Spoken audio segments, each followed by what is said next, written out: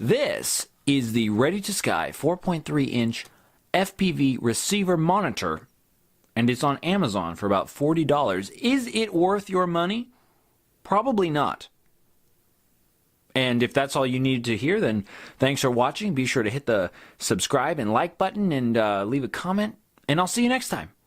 But if you want to find out why, keep watching, because that's what we're going to talk about. Hey everybody, welcome back to RC with Adam. Today we're going to take a look at the ReadytoSky 4.3-inch FPV monitor receiver. And like I said, you can get it on Amazon for about $40. You open it up and it has this nice little visor that pops open. It has a power switch right here to turn it on. That's nice. It has a little charging port and it comes with a little USB charger.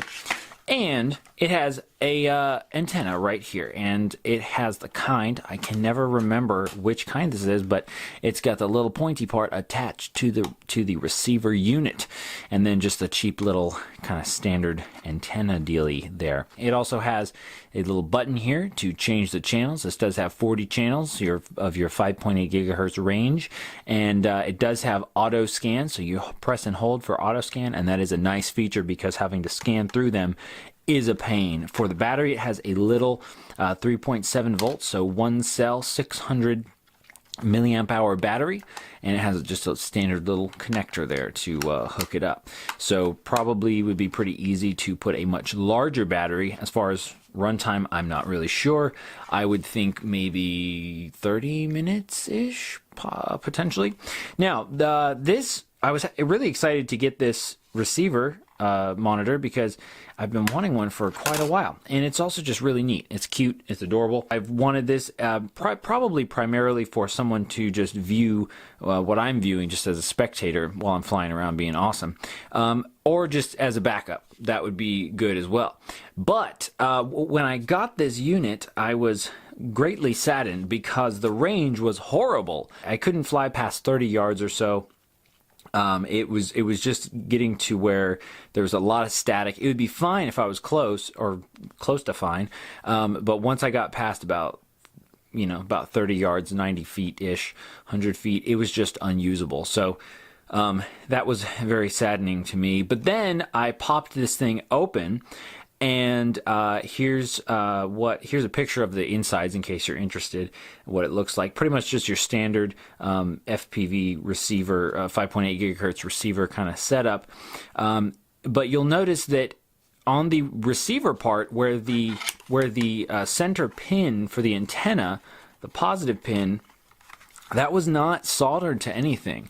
So the little pin that is in the center there, it should be soldered to the receiver, and that's kind of how the whole antenna thing works, but this one was not. So it was not actually connected or making any electrical connection, as far as I can tell, to the receiver, which means that even if I had, no matter what kind of antenna I had on here, it didn't make a difference for the range, because it's like there was no antenna at all. However, that was an easy fix, so I just soldered that.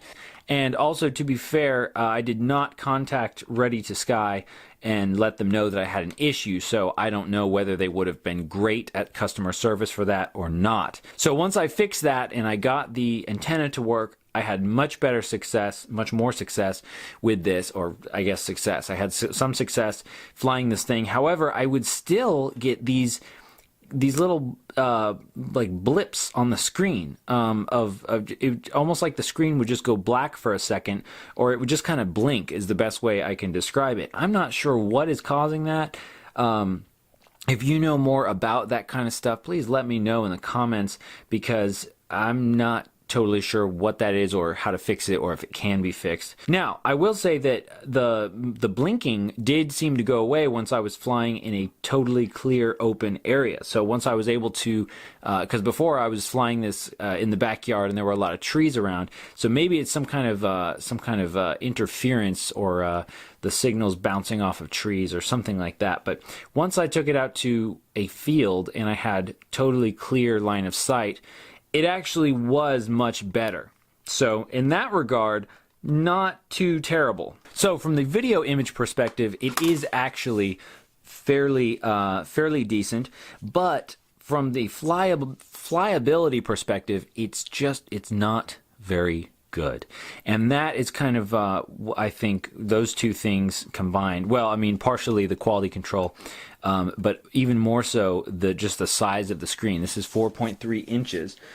This is my Samsung S7, just for size comparison there. So the S7 is actually quite a bit larger. And when we compare it to a 7-inch screen, which is what this is right here, it is just ridiculous, the difference in flyability, because what you're looking at is basically 4.3 inches. Like, you can fly. It's definitely weird if you're used to flying with goggles or something, but you can fly. But you're pretty limited. You really got to get your face kind of like close to this thing. It's not ideal. You step up to a 7-inch, and it's like absolutely totally flyable.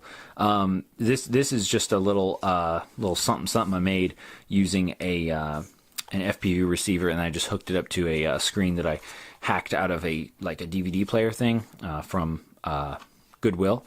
We'll talk about this in another video maybe. But the point is here is the screen size was just totally just huge difference. So here's the point, is that if to buy something like this on Amazon, I think I saw something that has a larger screen, like an 8-inch screen, maybe 7 or 8-inch screen, and it was about, I want to say $80 to $100. I don't remember exactly.